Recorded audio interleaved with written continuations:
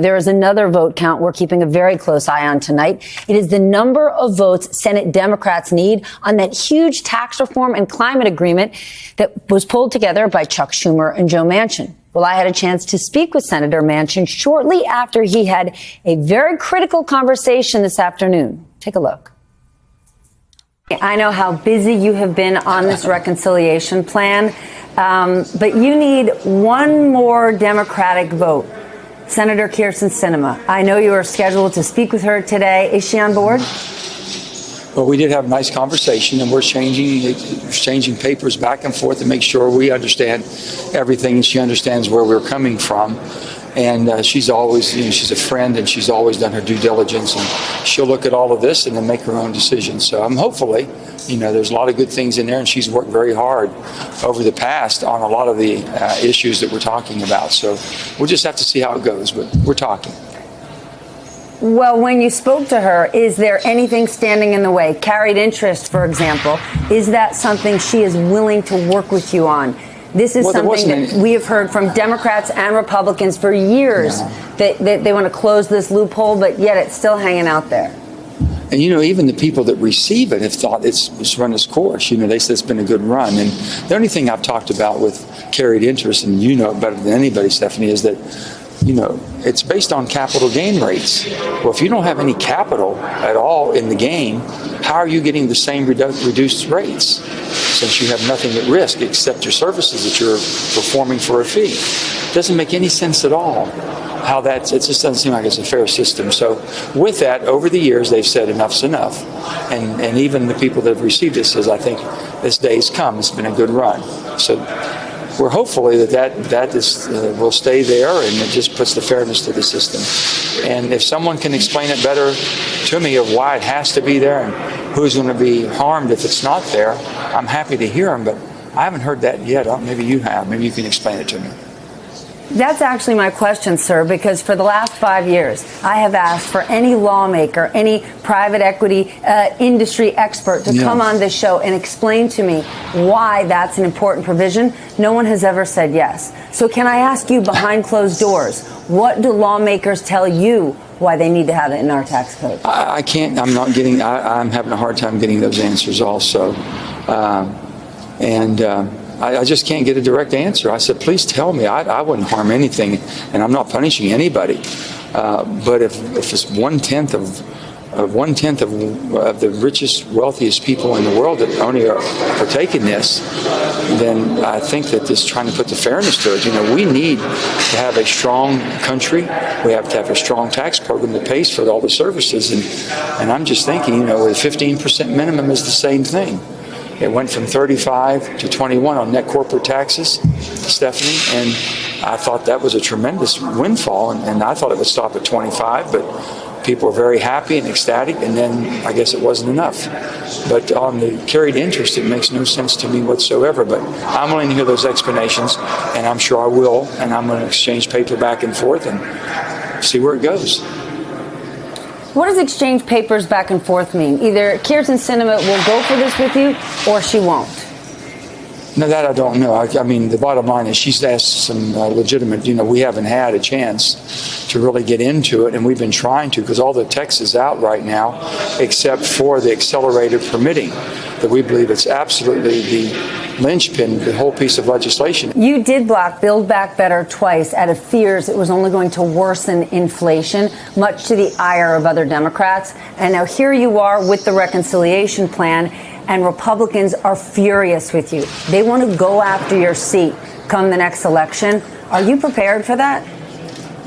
They've always gone after my seat. That's never prevented them before. And you know what? It's still those are my friends. I understand this process, and I don't begrudge people. I understand it's like Senator McConnell says, Joe, it's a shirts and skins game.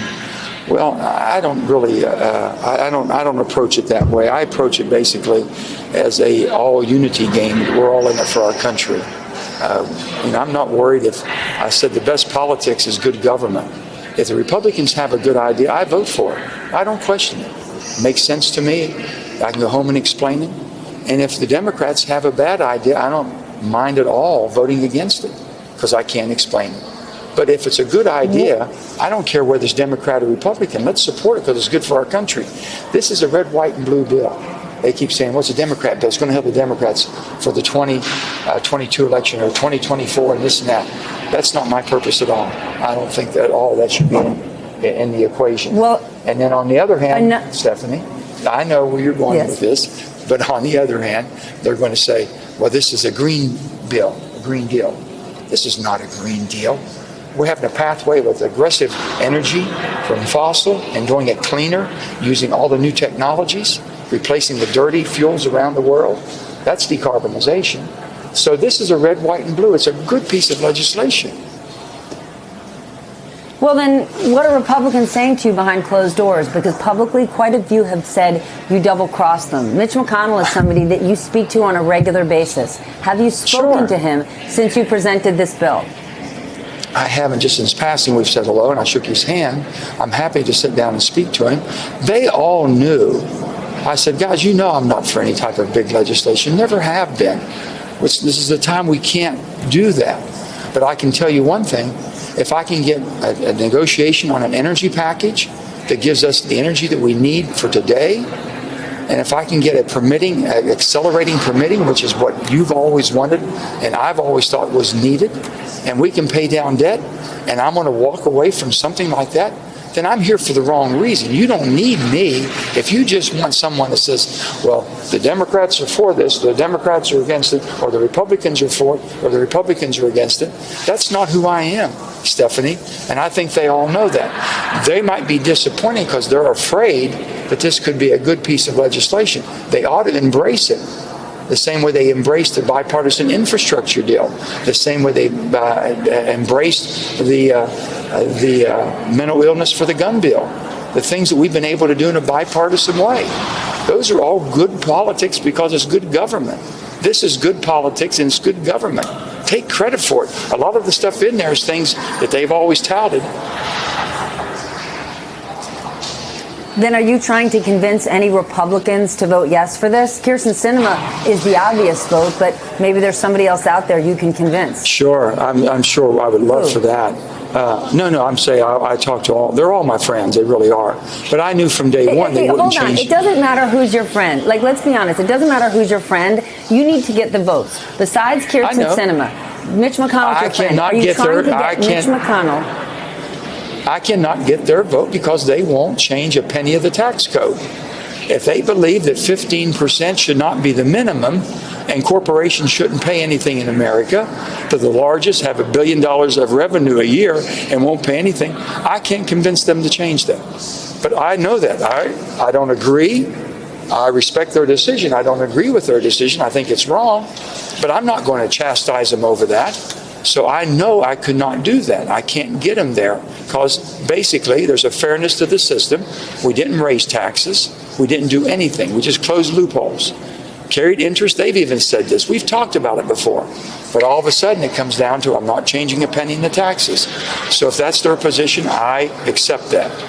This is what I have to work with, and this is the best piece of legislation, and it's absolutely the most balanced piece that we could possibly get, Stephanie. All right, Senator, thank you for your time. Before you go, what do you think the likelihood is this thing is going to pass if you had to play odds? 50%, 75, 90?